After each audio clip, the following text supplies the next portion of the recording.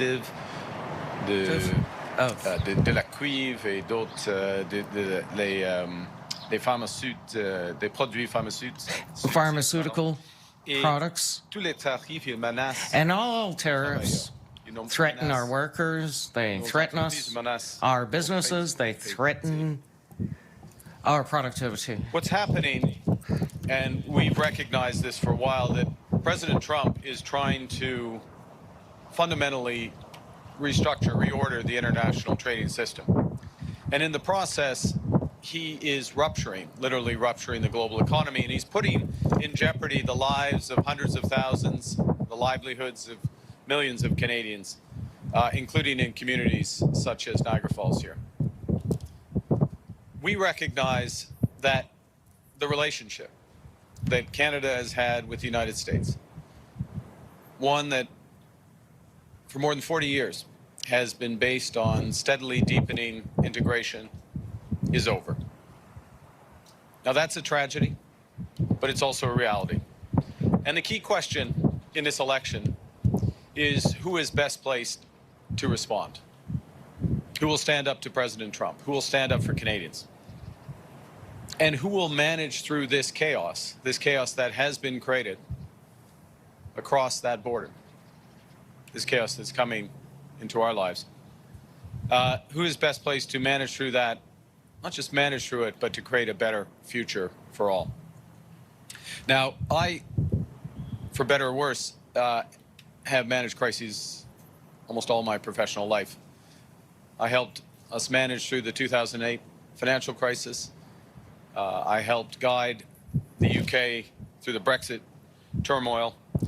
I think I know not just what it takes to survive a crisis, to get through a crisis, but what it takes to emerge stronger than before. I know from experience that when you're in a crisis, you don't hope for the best. You have to plan for the worst. And in this crisis, it means preparing for America's threats to our very sovereignty. I think it's clear the U.S. wants our land, wants our resources, wants our water, wants our country.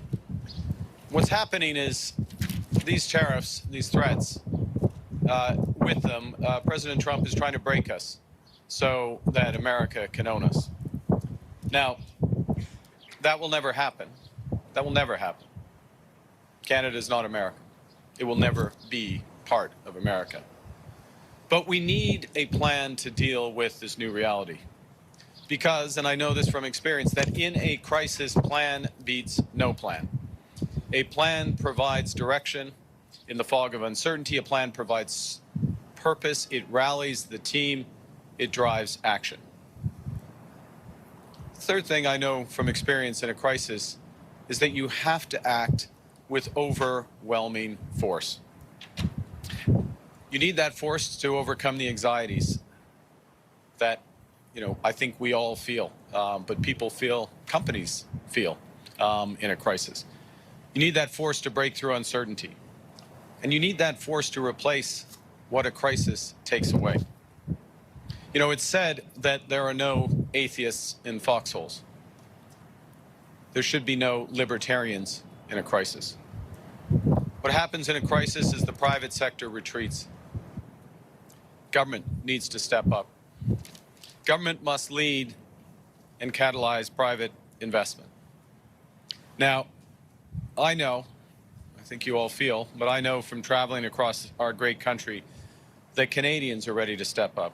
And Canadians don't want to just resist. Canadians are determined to win.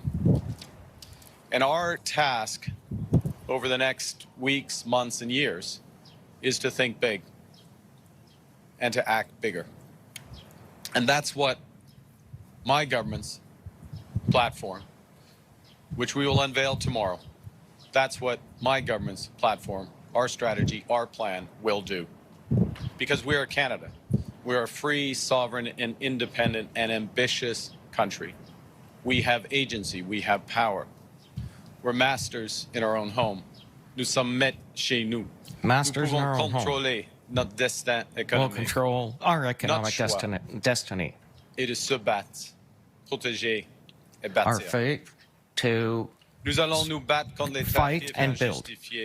We'll fight unjustified Trump tariffs with counter tariffs that can deliver maximum impact in the U.S. and minimum impact here in Canada. We'll use each dollar from these counter tariffs to support workers, businesses, and communities like Niagara Falls,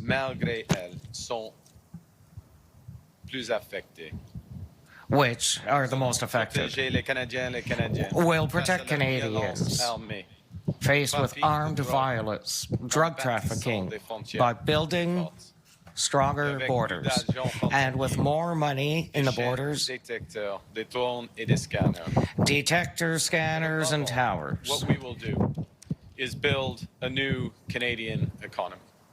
A new Canadian economy with the most ambitious housing plan since the Second World War. We will build more clean and conventional energy to make Canada into an energy superpower. We will build more good-paying, not just jobs, more good-paying careers through generational investments in the skilled trades. We'll build more national parks, more safe, healthy communities. We'll build more of everything that's needed to have the strongest economy in the G7, an economy that works for everyone. We will build Canada strong, Canada free, a Canada that's forever independent of the United States and that helps lead the world. Mais, cela dit, des jours difficiles nous attendent. Difficulties are ahead. We need to be realistic. There's a long road to do. I know that many people are worried about the future. Profound change, like what we're living today, are upsetting. But we can lean on one another. We are so much powerful. We are so much more powerful when we act together. You know, standing here, we're reminded of Canadians who provided refuge to stranded passengers in Gander, to helping forest fires be fought in California, to doing extraordinary things for Americans when they needed it. But now, more than ever, what we need to do is extraordinary things for ourselves. We'll need to do things that we previously thought were impossible at speeds that we hadn't seen in generations. But we will do them and we will win. America is divided. This will make them weaker with time. We are uniting. This will make us stronger. We can give ourselves so much more than the Americans can ever take away. So it's time to chart our own path, to realize our own potential, to build Canada strong. Thank you. Merci. I'd be happy to take your questions. Now, question period. We'll start with the first question from the delegation and then go to local media if time allows. First question, Mike. Okay. Yesterday in the debate, you said that Canada-U.S. relations is an affordability issue. I want you to expand on that a little bit, because you've already said in this tariff war what you would do for workers, but what specifically would you do to help the affordability issue that Canadians are living through right now? Yeah, well, okay, Mike, if I understand your question, you're trying to narrow the affordability issue to the tariff element of it, or do you want to talk on consumer specifically? Well, that's okay. So that has been fundamental to the way that we have focused our counter tariffs, which is to minimize the impact on consumers. So the goods that we're targeting have Canadian alternatives or other alternatives. And in many cases, particularly with respect to consumer goods, Canadians are voting with their wallets, voting with their choices. They're making choices to support Canada. And I'm very proud of that. And I expect that to continue. So the core of what I was addressing yesterday is that we are taking the affordability aspect of this trade war into account. We're being smart about how we target the U.S. tariffs. It's one of the reasons, there are many, but it's one of the reasons why, given the scale of U.S. tariffs now, we are not matching the U.S. tariffs dollar for dollar. I'll give you your follow-up. You had just said in your speech right now that America is divided and that is making them weaker. We are united, and that will make us stronger. There's a sentiment in the western part of this country that runs counter to that. How do you reconcile how people are feeling out west with what you just said now? No, well, look, I think I'd say we are uniting. That's a dynamic. I think that there is a sense, and I am from the West. There is a sense of shared purpose in the West as well that's coming together. And even though there are sometimes differences, different levels of government. I'll give you an example. We've 3 weeks ago, a lot has been packed into the last 3 weeks. Maybe I'll round it to 4 weeks. 4 weeks ago, this Friday, today actually, we met as first ministers and all the premiers, which by definition includes all the Western premiers, agreed to a strategy, a common strategy for one Canadian economy, a strategy to build energy and trade corridors, how to go about that. Subsequent to that meeting, that agreement, I have laid out some of the main elements of how we would deliver on that.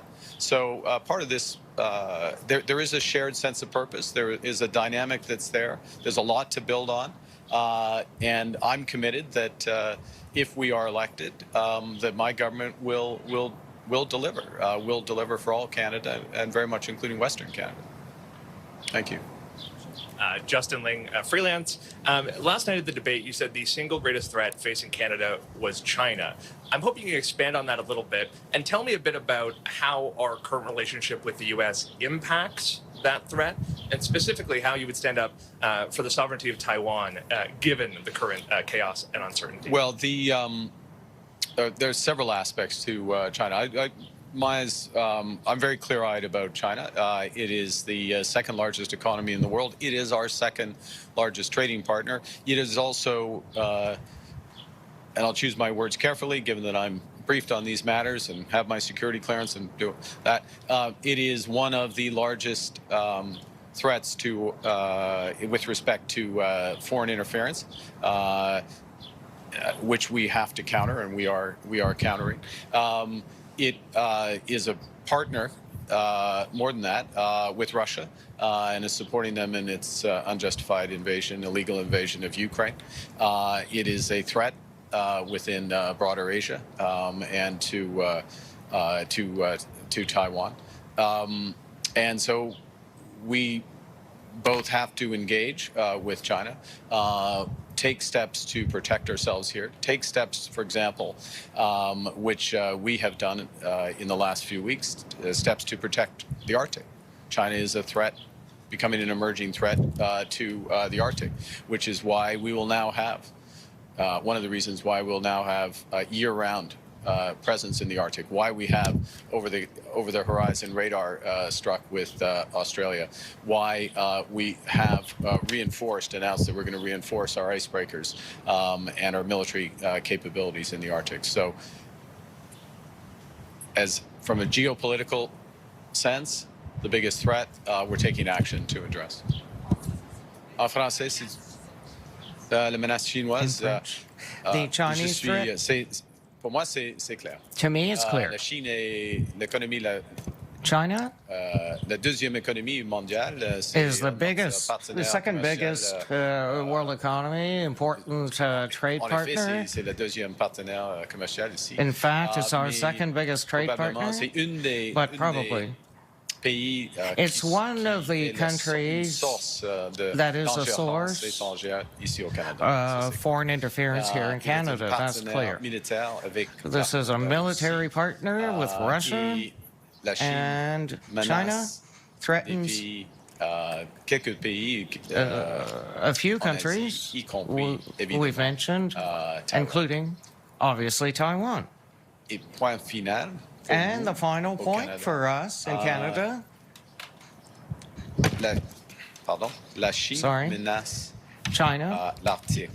threatens the Arctic. C'est Our Arctic. une des raisons pour lesquelles It's one of the nous avons, reasons why we investi. have invested. Nous commençons We're d'investir. starting C'est to correct. invest. Nous commençons To be d'investir. correct, we're starting Sur to le invest radar avec l'Australie. Et on a in radars with renforcé Australia, nos and we've strengthened our armées armed forces in the Arctic. Very quickly, Thank if you. possible. Can we afford to have a trade war with both of our largest trading partners, especially as Europe looks to open the door to China once more? Well, I think two things. One, the system as a whole is being reordered. The trading system is being reordered. In my view, we will end up with different levels of engagement. The world of which we are a part will end up with different levels of engagement with different countries depending on the degree to which values are shared. And that level of shared values with the U.S. is shifting, so our level of engagement will shift. There's a bigger gap. There's a very large gap with respect to China, obviously, which has implications already for our trade and will be going forward. There are huge opportunities in Europe, in ASEAN, Mercosur, other parts of the world where we can further deepen, and we should, and I think we will. So, thank you. Hi, this is Catherine with the Canadian Press. Bloc leader Yves-François Blanchet today called for the abolition of the Debates Commission following several incidents that took place this week. I'm wondering if you think it's time to reform or dismantle the commission. Well, look, I'll say a couple of things about the debates. I think it was probably, both the best and worst of times, if you will, for the debates. As a participant in the debate, and others will judge, you will judge, and Canadians, most importantly, will judge. I thought the way the debates were structured and moderated, and I pay tribute to Mr. Hua and Mr. Pakin. I thought they were well moderated and structured, and that there was an exchange of ideas. There's a lot more issues, and one would always wish that there were a lot more time to fully develop the ideas, but in the constraints of time and others, it was well structured. And so the debates themselves, I don't know, as I say, others will judge. I thought were good. There was obviously that was not the case, and you would know best, the media would know best how the media side was handled. And so there's definitely lessons that can be learned from that. I think there is value, though, in having an independent group that sets the terms of this. I would suggest that probably the best thing is a period of reflection, and then the Parliament, reflects and has some, can feedback or a process to feedback on how things can be improved. It was unfortunate that I'll just state the obvious. It is absolutely right and necessary and appropriate. It's not after the debate to take your questions, and that couldn't happen last night, and that was. I regret that, and well, this is a substitute for it. It's not a full substitute because obviously it's a subset of the media that's here for the questions. En français, courtement, c'est. In French? Pour moi, le To débat me, actuel. The current debate is favorable. There were good exchanges. The moderators are very capable, and the structure works. For me, it works. But it's for the Canadians to be the judge. But with regard to the issues with the scrums, it's a tragedy. So for me, there's an advantage to have an independent commission that make the decisions. But it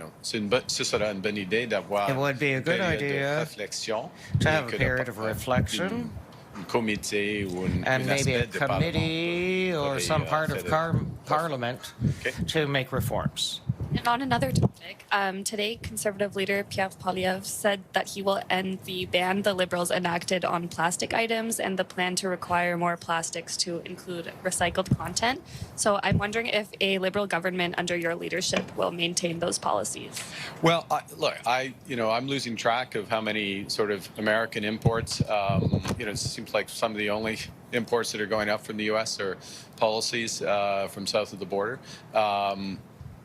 Look, the restrictions that are in place all have readily available, readily affordable, broadly affordable options. So I don't see the need to follow the U.S. either in terms of the respect for rule of judgments of judges, U.S. firearm policy, or with respect to plastics. We make our own decisions here in Canada.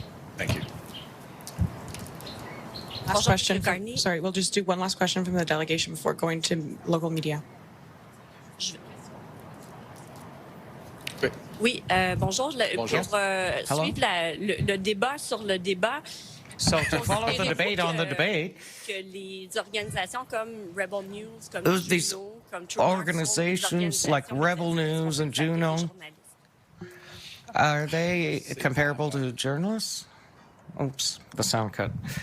C'est difficile. It is difficult. C'est un des avantages. It's one of the d'avoir une advantages commission indépendante. to have an independent commission. Je sais. That I know. Mais